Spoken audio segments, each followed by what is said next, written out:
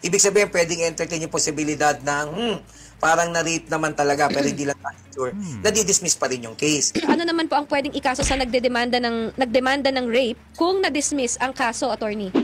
Depende Parang sa counter? dismissal kasi ang quantum of evidence required is proof beyond reasonable doubt. Ngayon kung merong duda pero hindi naman proof beyond reasonable doubt lang, ibig sabihin pwedeng entertain yung posibilidad ng parang na-rape naman talaga pero hindi lang sure. Nadi-dismiss pa rin yung case. So just because the case is dismissed does not necessarily mean may cause of action ka na against doon sa demanda. Dapat yung dismissal talaga, walang kakwenta-kwenta, nagpauso lamang siya ng kwento, so maaari mo siya i-demanda for malicious prosecution. Bukod dyan, kung nagsinungaling siya sa mga material points, pwede mo rin siyang i-demanda ng perjury or pagsisinungaling under oath. At naamenda ng batas, mas malaki na ang kulong dyan, parang 6 yata or 8 taon na rin. So kaya yung kulong na RTC level na rin talaga ang kaso pagka naisampayan sa korte. Kinakailangan yung dismissal, talagang walang kwenta yung kaso, pinauso lamang at talagang hinaras for you to be able to have a cause of action against that person.